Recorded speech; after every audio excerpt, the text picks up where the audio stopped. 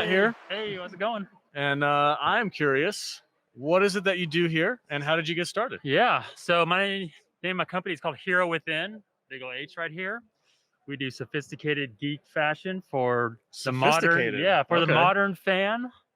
And this is our first, well, was Star Trek Vegas, and now it's 55-year mission, but our first time at this show. So we're really excited. We've been, like the rest of the world, out of commission for what, 18 months now. Yeah. Everybody's been locked down. So first show back, and really excited. Things are a little cobwebs, and Yeah. you know, Trying to get everything set up I again. left half the stuff that I needed back home, but we made it here, and we're super. How far? super How far did you travel to get here? we only came in from Orange County, so not Oh, too okay, far. okay. For what, 4 hours? Right But on. again, considering a year of not traveling anywhere, it feels like it was a long trip. Yeah, So, for sure. yeah. Right on. So, Pop in. yeah, go ahead. What's up, Jude? Hi, Tony. I heard you have a very personal connection to Star Trek. Do you want to tell us about that? Yes. So Star Trek is very meaningful to me.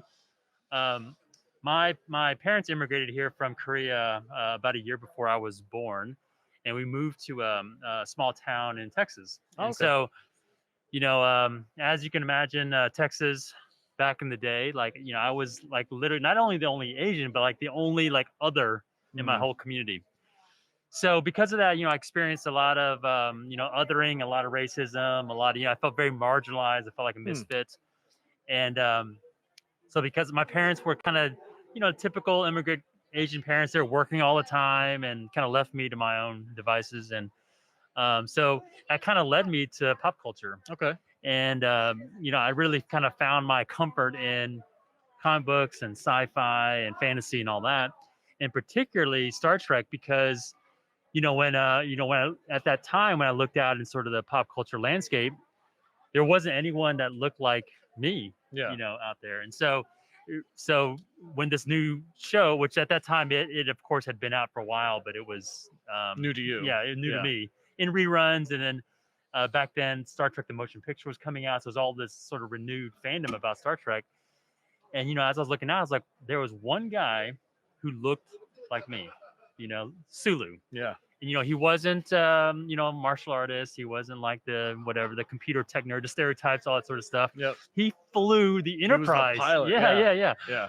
And so being young and impressionable, and really looking at that cast and the diversity, Mhm. Uhura and Chekhov and Scotty and even Spock as a, even though he was an alien, that was sort of like the proxy of like, The other. Yep. right? And so, because how many race themes were there in Star Trek? And so, for me, as a young kid and really trying to find my community, Star Trek, I really resonated with what Star Trek really stood for, which was more exploration, inclusivity. It was about it wasn't just about like the solving everything through the fist. It was about philosophy. It was about thinking your way out of things. diplomacy. It was about togetherness, and that really resonated with me as a kid. Because I really felt like, wow, like someday in the future there's going to be a place for someone like me. 100%. And now many decades later, I really feel like the themes and philosophy of Star Trek really did inform me, as a young adult and even today. I think it helped to kind of form pop culture in general as well. I mean, those original series and then TNG, they were so good at addressing certain elements of everyday life that are a little touchy and people don't like talking about them, but you put them in a sci-fi element and you have the really clever writing with the fantastic characters. It kind of sheds light on something and it brings it to the forefront without being like overly done where it's kind of beating you over the head. It's very clever and very well, when you think about like the late 60s and you're thinking about like the episode where it had the one race where they had a black on one face and white on the other, and then the other side was the exact opposite. Mhm. And when you looked at them, it seemed so trivial what they were fighting about.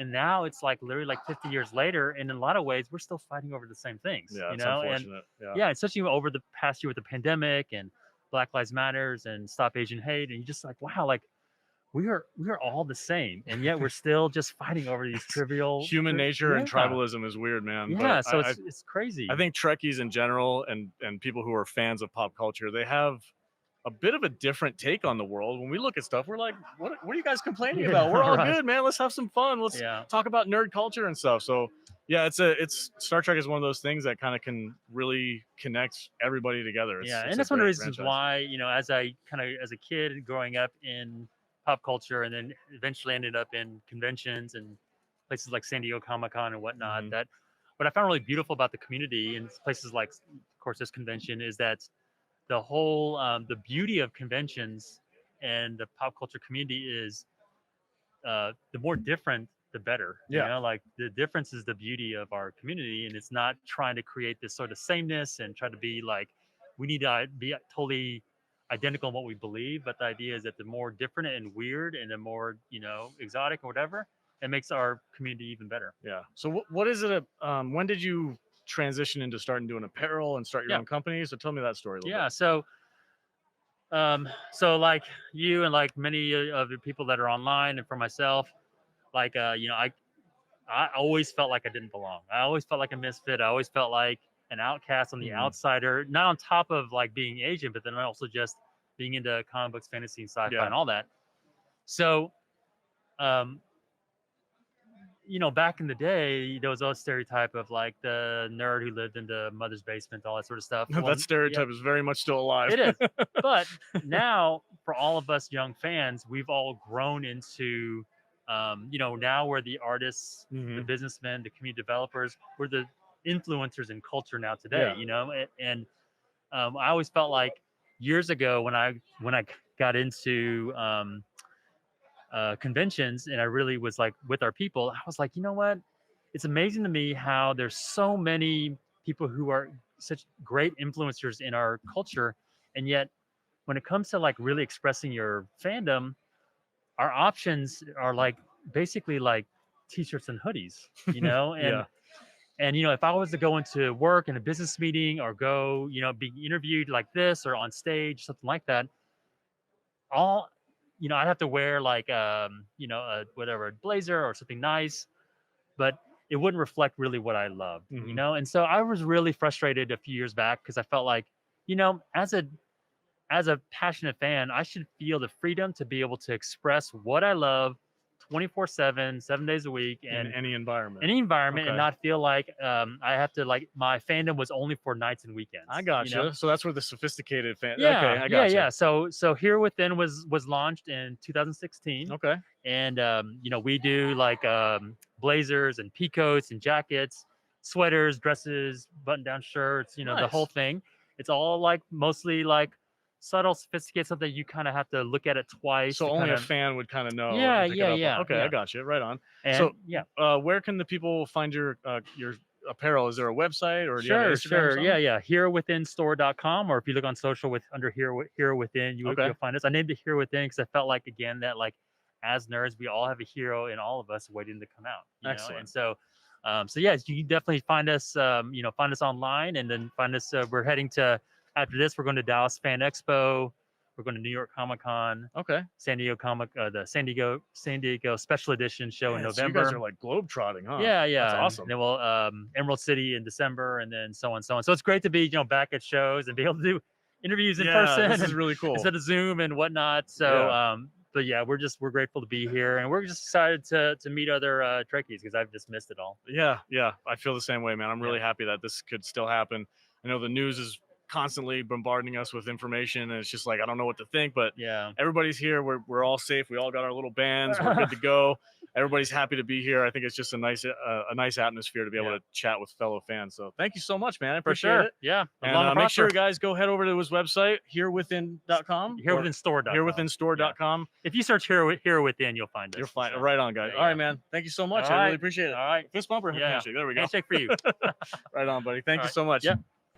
Okay, Abby, is it? Yes. Abby. Hi, Abby. Why don't you scooch in a little bit? I promise I won't give you COVID or anything like that.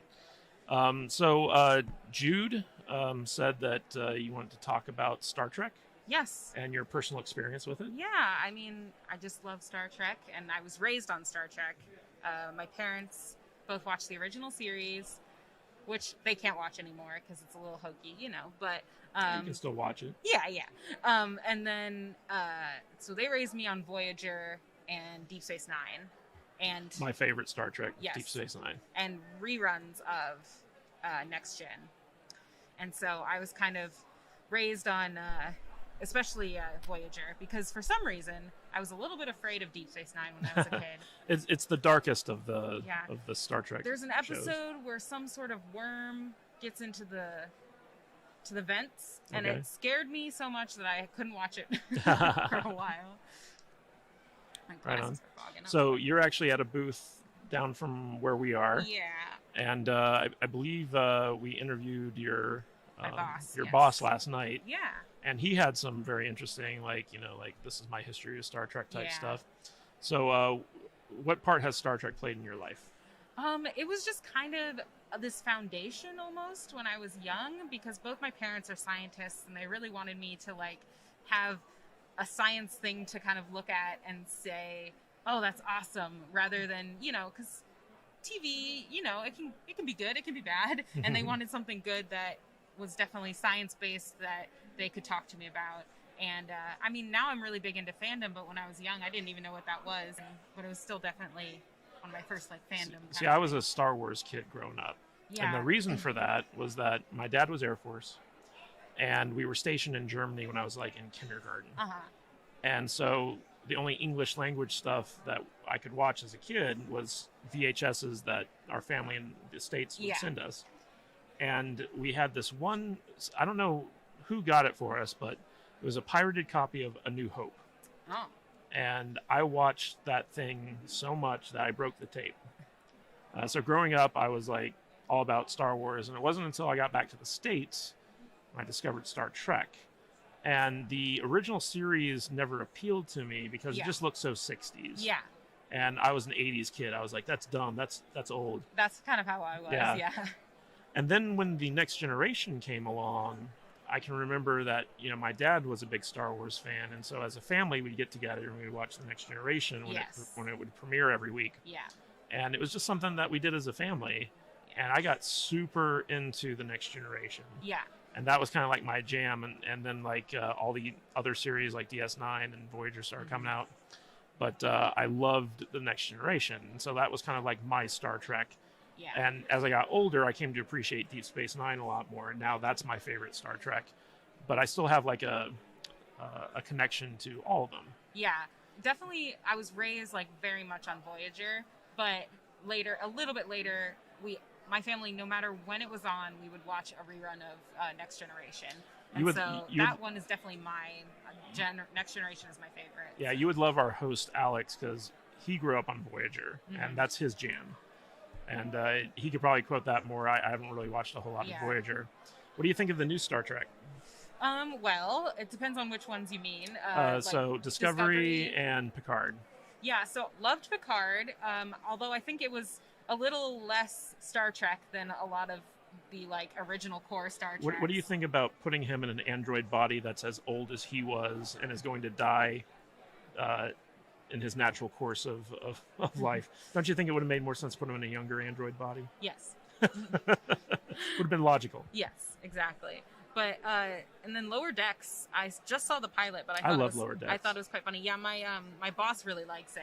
I just haven't had the time to sit down and kind of get through it. But it's my style of humor, like so one of my favorite Star Trek characters is Miles and Miles O'Brien. And Lower Decks made it canon that he is the most important Star Trek character to ever exist. Good. And so I was like, yes, Lower Decks, yes. Yeah.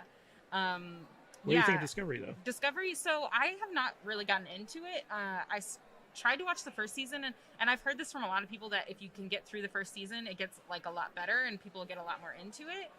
So I'm going to have to try again, but my parents are obsessed with it, and they're mad that I have not gotten into it. Yeah, the second season, so the first season made a lot of mistakes, and the second season tries to correct a lot of those mistakes, but they don't go about correcting them in the best way. So the second season I felt was still not very good, even though it was an improvement over the first season. Then the third season, they tried to fix all the issues that the second season brought up. And to a certain extent, they succeeded. Like, you can kind of tell that they were listening to the criticisms from the fan base. But I'm hoping that the 4th season makes me forget about the first 3 seasons. Yeah, my parents love it, and I think also they're just so disconnected from like the fan base of it. They don't really, they don't like interact with the community or anything. So it's all about just like, how cool does it look? Is the story compelling to them? And that's about it. It does look gorgeous. Yeah. It looks like a J.J. Abrams movie. Yeah. But, you know, it was kind of funny because I don't know if you got far enough into the first season. They never gave us the names of any of the bridge crew on Discovery. Yeah. Like we met Saru, we met Tilly, we met Stamets, but the people who actually ran the bridge, like, we didn't know who they were. And then in the 2nd season, they made it a point when Pike comes on the bridge, he's like, "What's everyone's name?" And everyone goes about, it's like, "Oh, that's this character, that's this character, that's this character." And I just shook my head. I was like, this is something that we should have had in the very first episode, you know? Yeah. But they're trying. Yeah. They're trying. So you said that Next Generation became your Star Trek. Yes, definitely. Best episode, go. I just so many. I gotta probably go with the first Q episode. Ooh, Q who? Or Encounter at Farpoint. Q, the character Q. Yeah, but so his first episode was Encounter at Farpoint. It was the series premiere. Yes, yeah. I mean, where he puts humanity on trial. Yeah. Well, I just like that it spans the whole thing, because then he's in the finale too, and there's like this whole just cool thing. Well, yeah. If you think about it, the overarching story for the Next Generation is that Picard is defending humanity to God, basically. Yeah. Which is a trip. Yeah. And then pretty much any Borg episode. My whole family very into the Borg. Best of Both Worlds, Part 1 and 2. Yeah, just like anything that kind of like had them as the antagonist, we really loved. So it's definitely so much for me as like a sharing part in my family, rather than even just like an individual thing that I love, which I still will rewatch, but it's not. When I rewatch with my family, it's something different. You know, we have little things that we say and little, I don't know, ceremonies that we do, because it's just so cool. Because when I was young, I wasn't quite old enough to remember the names of every single character for Voyager and Deep Space Nine. So I used to ask my mom which one was on. Was it Big Ears or Pointy Ears? Because Big Ears was Quark, which means it was DS9. DS9, yeah. And Pointy Ears was Tuvok from the bridge Voyager. in Voyager. Yeah. And for some reason, I was obsessed with Tuvok as a child. My mom was like, I don't know why he was your favorite character, but you... Because he's so sexy. Every time he came on screen, you were like, oh my gosh, it's Tuvok. I mean, it's Tim Russ. Yeah. What are you going to do? Yeah. Okay, so Voyager was your bag growing up, and then moved to Next Generation. Have you seen any of the movies? I've seen quite a few of the movies. I don't think I've seen all of them. All right, but so what's your favorite Star Trek movie, and why is it Wrath of Khan? It's not Wrath of Khan, though I do. Wrong answer. I do love Wrath of Khan. I'm gonna go with a interesting. Well, I think my favorite might be First Contact. Really? Yes. Not the Voyage Home? No. So you're not into the original series movies so much? Not as much, but Okay. I do like them. I've seen them, but I really liked the Next Generation movies because. I don't know. That's just what my family. Yeah, exactly. And what's the one with the Borg Queen in it? That is First Contact. Okay, yeah, that's the one. All right. So, do you think that Data should have hooked up with the Borg Queen? I mean, she there seemed to be a lot of sexual chemistry there. Don't care for that. I think Data should have lived with a bunch of cats and just been happy. See, I think he should have ended up with Tasha Yar. Okay, that I can get behind. Yeah. Right on. Yeah, you know, it's funny. I hear Brent Spiner is actually allergic to cats, and so he always hated doing scenes with them. Oh no! If Spot the cat was ever on an episode, I was like, yes. There's an episode I think where the cat turns into like a chameleon or something. It gets like stuck in a. Oh wow. It gets stuck in like a replicator or something, and something happens to it, and I was like, this is the best episode. It's all about the cat. I love those cats. Yeah. We had a cat lady on last night that my co-host was interviewing, and he's a cat lover as well. I'm allergic to cats, so I I tend to hate things that make me stop breathing. Yes. So I was never a big cat person. Okay. I could also see Picard getting annoyed with cats on his ship, just like kids and Yeah. cats. Oh, that's another good episode. The episode where he gets stuck in the elevator with the kids. Yeah. Picard. That might be one of my other favorite episodes of Next Gen as well. So you liked Picard though, right? Yes. Okay. What did you like about it? I just kind of liked that it was like a revamp of him, and I thought it was fun that they just decided to kind of do something a little bit different. It just didn't feel quite as much as like a TV show to me. It felt a lot more like a film that just happened to be in 6 parts or however many parts it was. I thought it was a little more action-y than like, because one of my favorite things about Star Trek is it's not quite as like action film TV show. It's a little bit calmer. Like obviously they still It's have a little bit more cerebral. yeah, there's obviously wars and things, but I feel like some of the newer stuff is a little more action based, so it's not my favorite, but I still like it. So Nice. So when I was watching Picard, I always thought that like whenever Riker and Troy showed up and like, you know, characters from Next Gen came on, I was like, this feels good. And then like they disappear and you're like, oh, we're back to Kurtzman Trek. Yeah, it's Data came on and I was like, oh my gosh, or like anyone really, 7 of 9, and like I was just like, oh, this is so cool, and then I was like, no, they're gone. They were like just there for a minute. All right, so is there anything else you want to talk about in regards to Star Trek? Anything you want people to know about? I'm really excited because I impulse bought this Batleth necklace. Ooh. And I love it. So Very nice. I was I've always been, Worf was also one of my favorite Oh yeah. characters. Oh, I mean, who doesn't love Worf? Worf, Geordie LaForge though. Oh yeah, Geordie. Any character can never beat Geordie LaForge. And I didn't realize that LeVar Burton, when I was young, was Geordie LaForge and the Reading Rainbow Man. And Reading Rainbow did an episode where they went to the Star Trek set. And that is when I realized he was the same person. And my mind was blown. Geordie's really good at rolling under closing doors. True. That's his move. Yep, That's it his is. move. It is his move. Also like to say that Enterprise gets too much hate. But You know, I was working at Paramount Studios when Enterprise was filming. And so I have some personal experiences with that show. And yeah, I guess I would agree that Enterprise gets a little bit too much hate, but those first 3 seasons were rough. Listen, I was just at the right age. I fell in love with Trip. That's all it It was the took. theme song that turned me off. That theme song, I couldn't Love take it. the theme song. It was like a Michael Bolton theme song. I sang the theme song for an audition once. So catch me at karaoke, I guess. Catch me outside. All right. Well, thank you so much for stopping by. What's the name of your booth? We're Hero Within. Hero Within. Yes. So we had your boss on last night. You guys have really cool clothing that you're selling here at the convention. Do you have a website? Yeah.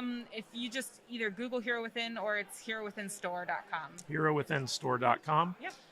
They got some really cool looking Star Trek branded merchandise and other stuff. I believe they also do Marvel and DC stuff as well. DC, Godzilla, Suicide Squad stuff just coming out. Yeah, your boss was rocking the Steve Trevor fanny pack last night. Yes.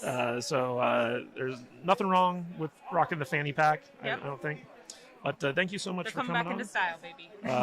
This will be on our saltynerdvideo.com channel, which brings you right to our YouTube channel. So if you want to bask in your own glory, you can find us there. Cool. And feel free to stop on by again. Yeah, thank you for having me on. Thank you.